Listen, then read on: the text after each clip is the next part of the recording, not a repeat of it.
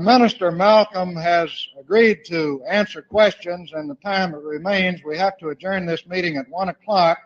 Would anyone who has a question raise his hand? I'm going to take a question from right in front for now and ask the questioner to come up to the microphone and repeat his question. And meanwhile, will other people having questions walk, not run, and seat themselves on the steps here, and we'll take them in turn as much time as we have. We want questions, not speeches. Brief questions, please.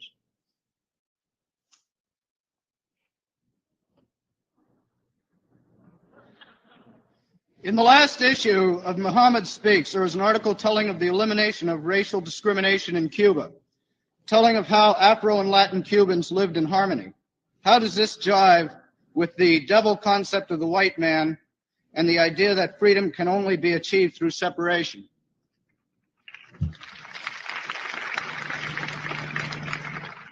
The Cubans don't refer to themselves either as white people or black people. They refer to themselves as people. You find the American white man is the one who has laid such stress on being white or being black. When you become a Muslim, you don't look at a man as being black, brown, red, or yellow. You look upon him as being a man. And this is something that is foreign to the American concept. I don't know anything about Cuba. The article was written by Howard, a UN correspondent who spent time in Cuba along with the son of the Honorable Elijah Muhammad when all of the students went. And they did say that they found a great deal of equality, freedom, and justice among the people of Cuba. So I think that in that direction, Castro has made a great accomplishment and contribution. But I haven't been there myself. Now, when you try and bring the same thing about between the American white man and the American black man, you're dealing with a man who used to have total possession over the black people in this country, as a farmer has possession over his cow, his chicken, his horse.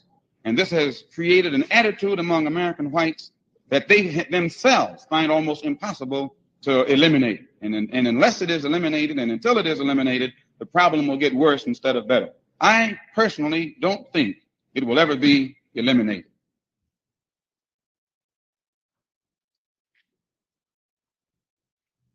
Sir, you mentioned that you would like...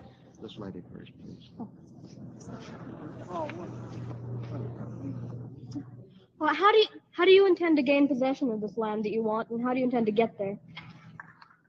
That's a good question. Number one, we didn't have any trouble getting to America because the white man...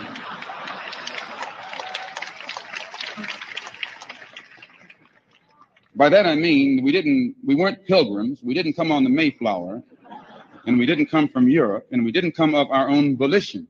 We were brought here in chains at the bottom of the slave ship.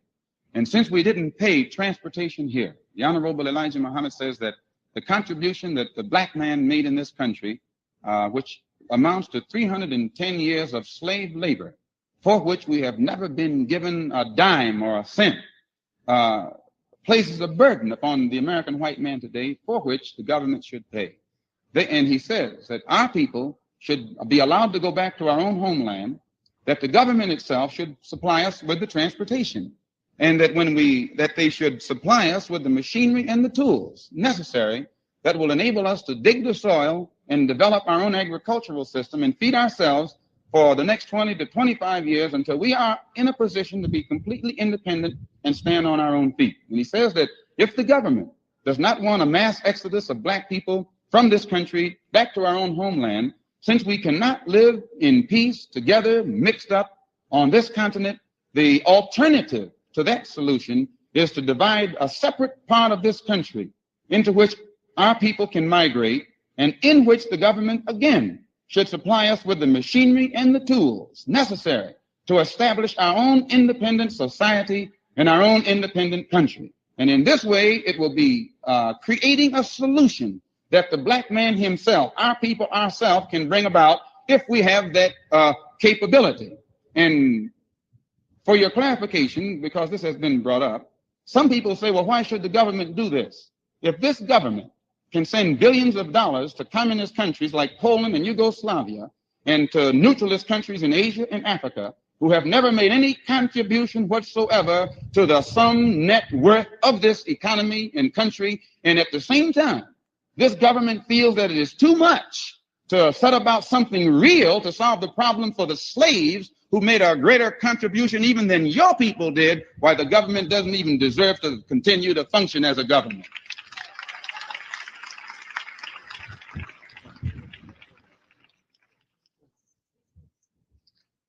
You mentioned, again just now, land set aside for your people, sir. What land is available that's not already possessed by others? When you came to this country, the land was inhabited by the Indians, and you didn't have any problem then.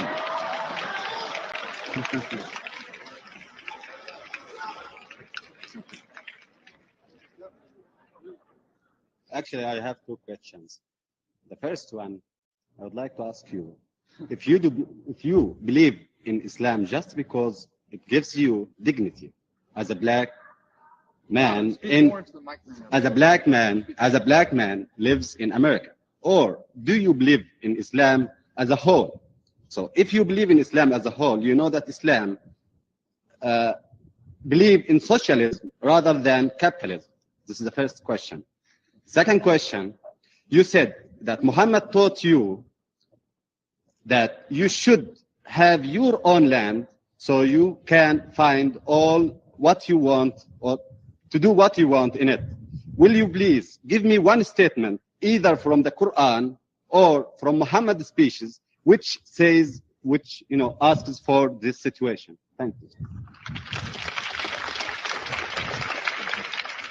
If I understood my Muslim brother correctly, I hope he's aware of the fact that my opening statement pointed out that the front page of the San Francisco Chronicle, I think it was, told me that the only way I could come here and speak was to speak on secular matters rather than religious. And for that reason, I pointed out at the outstart that I wasn't going to get on the religion of Islam. But since you as a student, I imagine, brought it up, it does open the door for me to reply, and I thank you for it. Number one, Islam is a word in which means in Arabic complete submission to the will of God, complete obedience to the will of God. And this means, and the Jews refer to this God as Jehovah. They're monotheistic. The Christians refer to him, I think, as Christ, only they're polytheistic, and it's difficult to give one name to their many gods. So that in Islam, since we believe that there is one God, we believe that all of the prophets who came forth on this earth taught the same religion. Abraham was a Muslim. Moses was a Muslim. Jesus was a Muslim. And as a black man in America, we accept the religion of Islam because we recognize it as the true religion of God. This is why I'm a Muslim. I am a Muslim because the Honorable Elijah Muhammad has taught me that Islam is God's only religion. And that it does say in the Holy Quran that this religion will overcome all other religions. We believe that we're living in the day and the time and at the hour when God intends to make this religion, Islam, overcome all other religions. This is why we're Muslims. And we want to separate ourselves from America because we believe that when God comes to establish the religion of Islam or the kingdom of Islam or the world of Islam, he can't do so without first destroying all other religions, governments, nations, and worlds that stand in his way. All governments that won't accept one religion and practice the principles of brotherhood, freedom, justice, and equality among all people, regardless of color, regardless of race, or anything else involved, we believe that they'll be destroyed today. And we don't think that you can get the American people to accept the religion of Islam. I have no knowledge of socialism. That's something else. Sir, you seem to interchange the term white liberal with hypocritical politician. I don't believe this is true. I don't believe that our white liberals are in office. They are, by the way, investigated. Question, please. I just wondered why you interchange these terms when they're so evidently not interchangeable. Historically, in America, the white liberal has been the one always supposedly who had the solution to the race problem. An example, the leading white liberal in American history was supposed to be Abraham Lincoln. He's the one who has been dangled in front of our people as a god who brought us out of slavery into the promised land of freedom. Martin Luther King last year was begging President Kennedy to issue another Emancipation Proclamation. If the Emancipation Proclamation of Abraham Lincoln was authentic and produced the result that it was supposed to, and if it had been sincere, it would have gotten results, then Martin Luther King wouldn't have to be begging for another proclamation and emancipation today. Another time, the white liberals supposedly fought the Civil War to free the slaves, and our people are still slaves, still begging for freedom. Some more white liberals came along with the so-called 13th, 14th, 15th, and other amendments to the Constitution, supposedly to solve our problem. The Constitution has been amended, and the problem is still here. 9 white liberals on the Supreme Court bench came up with a desegregation decision in 1954, supposedly to desegregate the schools, and the schools haven't been desegregated yet. Kennedy ran on a platform as a white liberal 3 years ago and said all he had to do was take out his fountain pen and put his name on some paper and our problem would be solved. And it was 3 years in office before he found where his fountain pen was, and the problem isn't solved yet.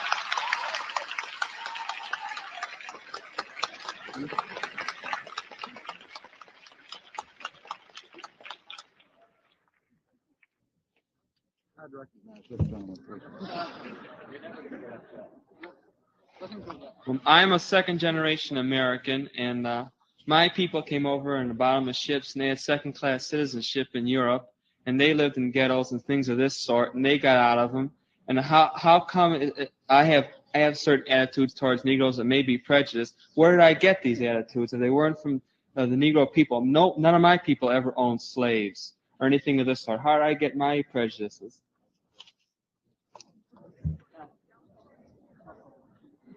If you didn't steal the property, you can be held responsible today for being in possession of stolen goods. The book says that the sins of the fathers will be visited upon the heads of the children, even into the 7th generation. And although there are many whites who came here from Europe after 1865, they fit right into the whole overhaul pattern of exploitation of modern slavery that still exists in this country today. Because it's only a modern form of slavery that our people experience today, and white liberals again encourage us to join groups that they've set up that they call the National Association for the Advancement of Some Colored People from Ancient Slavery to Modern Slavery. If I may add, your mention of white immigrants just coming here proves the inability of Negroes to solve this problem by the present course or the past course that they've been taking. Well, it's true. Italians, French, Spanish, and others came here as immigrants, uneducated, poverty-stricken. And their parents were able to open up stores, little stores. They lived in the back, sent their children to school. Their children studied business and came back and expanded the businesses. And most businesses in the white community today are called so-and-so brothers, so-and-so and son, and so forth. This is how you establish what you call the American economy, somewhat speaking on the run. Negroes have been here free since 1865, so-called, have a purchasing power of $20 billion per year, have more education than any group, any minority group on this earth. You can't go in the Negro community anywhere in the Bay Area and find 5 businesses owned by Negroes, so-and-so and son, or so-and-so brothers. The mistake that we made differs from the mistake you didn't make. Your parents solved your problems economically, of their own volition, with their own ingenuity. Our leaders have done nothing to teach us how to go in business. They've done nothing to teach us how to elevate the level of our schools. They've done nothing to teach us how to keep up the standard of our community. It is not the masses of black people who are at fault for this. It's this Negro puppet that the white liberal has set over the Negro community to act as our leader and act as our spokesman, who has failed to show us how to solve our own problems, so we remain crippled and expect to follow the advice of this white liberal who does nothing but continue to exploit us instead of trying to help us solve the problem. Hope I didn't answer you too long. We have time for only one more question, I'm afraid. And I'd recognize this gentleman. I would like to ask Mr. X simply, why cannot a Negro infiltrate the political machine and use power politics to his own end? If he studied the science of politics, he probably would. Most Negroes don't.